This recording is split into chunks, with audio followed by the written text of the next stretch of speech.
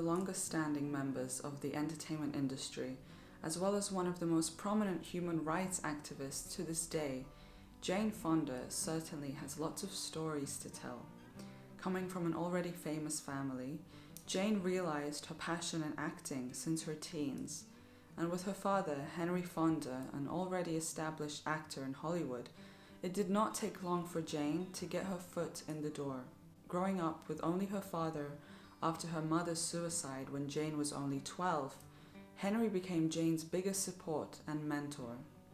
After dropping out of college, modeling here and there, and studying art in Paris for 6 months and then returning to the US, Jane met Lee Strasberg of the Actors Studio and decided to pursue acting full-time.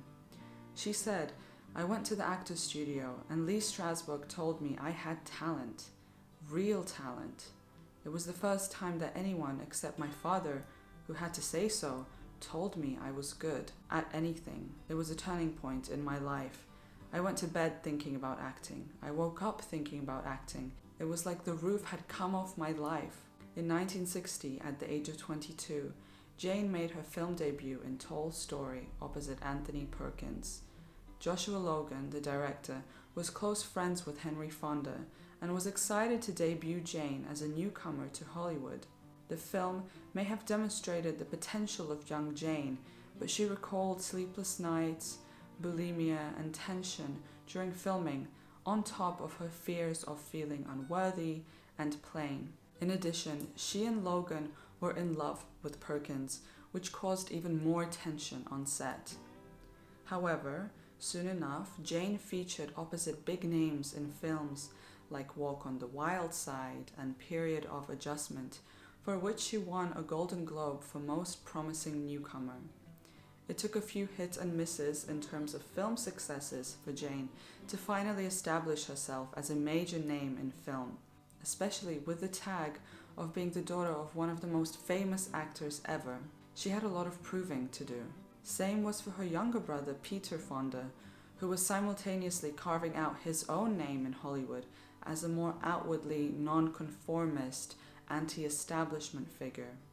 It was only at the end of the 60s when the brother-sister duo became key figures of such counterculture movements, which we will get back to soon. But in 1965, Jane starred in her most prominent film yet, Cat Ballou. It was one of the top-grossing films that year, which was nominated for multiple Oscars and won a Best Actor Oscar. Finally, Jane became a bankable star. More successes followed. The 60s showed Fonda's acting range, like in The Chase, Any Wednesday, Barefoot in the Park, Barbarella, and They Shoot Horses, Don't They? Fonda was highly praised for her role in They Shoot Horses, Don't They? That came out in 1969, and even won the New York Film Critics Circle Award for Best Actress, and was nominated for Best Actress Oscar in 1970. That same year of 69 came out Easy Rider, which starred Peter Fonda. The success of Easy Rider helped spark the new Hollywood era of filmmaking during the early 1970s. It was a message to the counterculture of America. Jane would assume her position in this movement a couple of years later.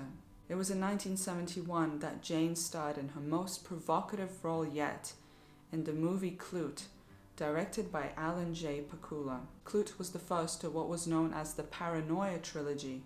The other two films are The Parallax View in 74 and All the President's Men in 76.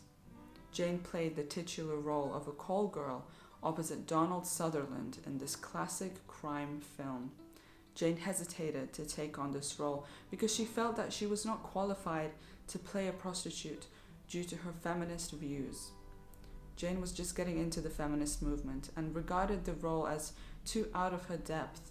But with Pakula's insistence, friends' advice, and her own extensive research, she eventually mesmerized everybody after starring in this film, and as a result, she won the Best Actress Oscar at the 1972 Academy Awards.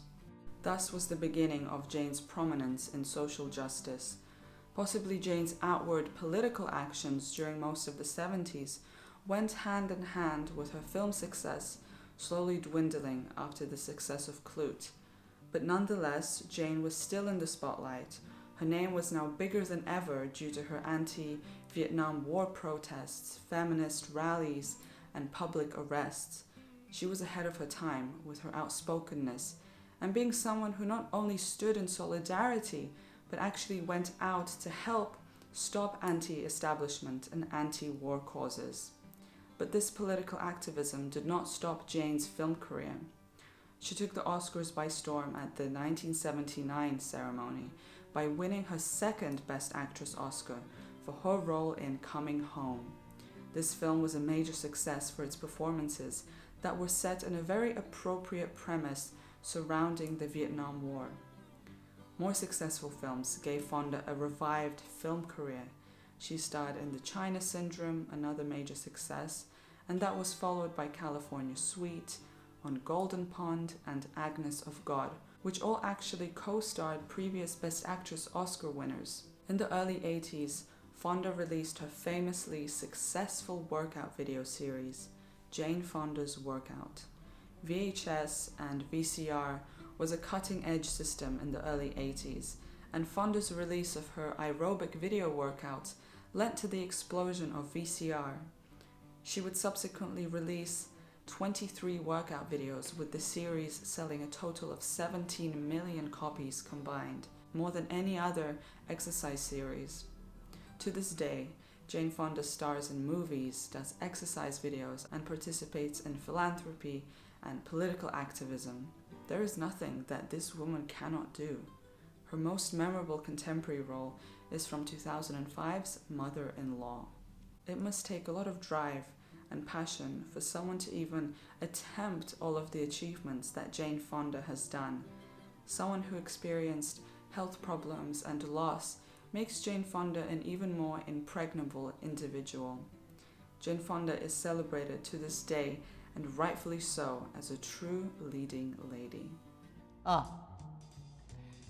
Right after I finished making the film Clute, I went on a tour speaking out against the Vietnam War. I was arrested in the airport. He told me that he was taking orders from the White House. There were headlines saying Jane Fonda was smuggling drugs across the border. After all of my vitamin pills had been run through a lab, there was about that much news in the newspapers saying, oh, well, it wasn't drugs, it was vitamins, but still. I got handcuffed and spent the night in jail. There was a whole lot of cameras and journalists standing over here, and I collapsed my hand and took it out of the handcuffs and threw a fist up. I was really feisty in those days. I still am, actually.